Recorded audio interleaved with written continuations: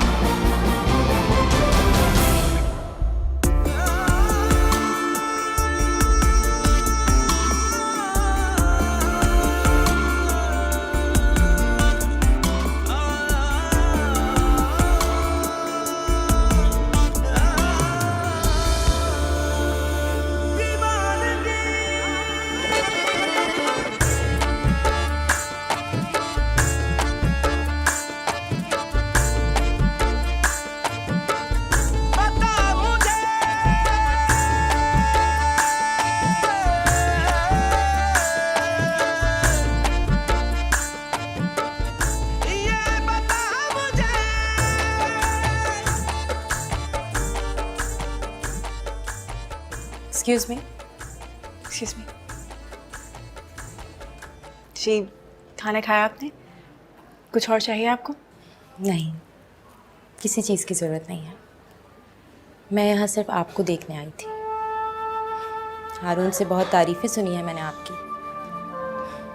लेकिन जितनी तारीफ़ें वो आपकी करता है ना, आप उससे बहुत ज़्यादा खूबसूरत हैं।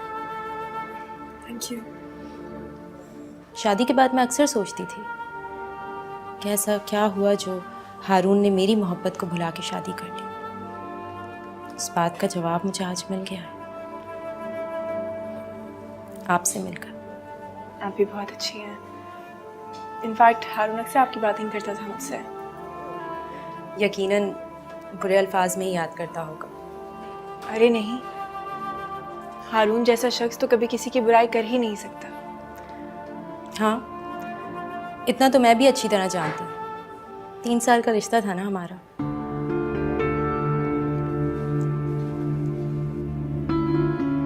सॉरी अगर आपको मेरी बात बुरी लगी हो। जी नहीं, एक्सक्यूज मी, मैं ज़रा आती हूँ। रुको।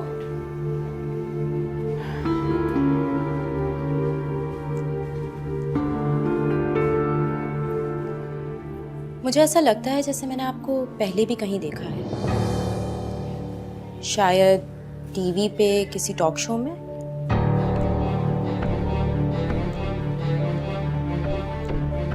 आप शादी से पहले भी जॉब करती थी ना, किसी बस स्टेशन पे?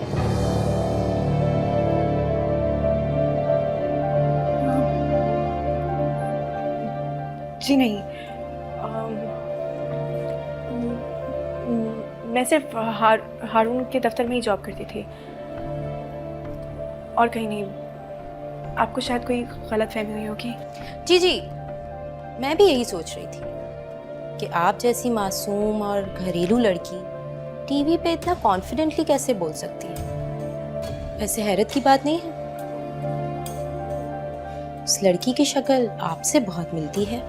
एक्सक्यूज मी, मैं ज़रा इंतज़ामात देख लूँ।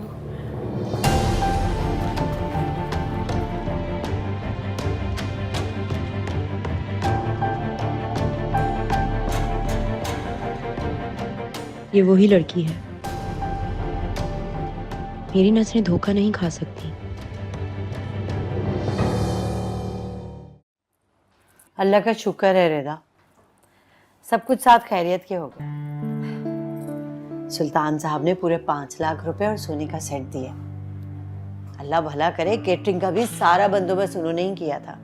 भाई खाना बहुत शानदार था, सारे मेहमान बड़ी खुशी खुशी गए हैं। हाँ, यहाँ से तो सब खुशी खुशी ही गए होंगे, लेकिन जाते ही बातें की होंगी कि लड़के का कोई खानदान ही नहीं है। हाँ भाई, इस मामले में तो मैं हूँ बदनसीब।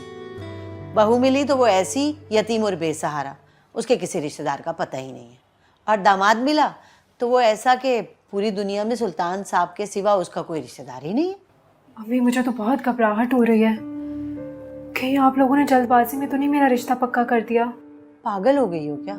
मैं अपनी अकलौती बेटी की शादी ऐसे जल्दबाजी में बिना सोचे समझे कर दूंगी? हारून ने पूरी छानबीन करके तसल्ली करके रिश्ता तय किया था। और मेरी बात सुनो, तुम्हें कब से ये लड़की के खानदान और घर वालों की फिक्र पड़ गई? तुम तो खुद चाहती थी कि ऐसे लड़के से शादी हो जो अकेला हो। लगता है आपने फवाद की शक्ल नहीं देखी, वो बिल्कुल भी खुश नहीं था। ऐसे लग रहा था जैसे जबरदस्ती उसको मेरे साथ बिठाया हो किसी ने।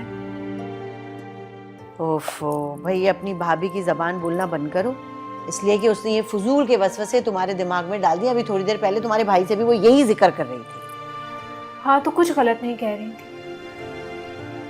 भाभी और मेरे अलावा भी बहुत सारे लोगों ने ये बात नोटिस की है। वहम का कोई इलाज नहीं है भाई।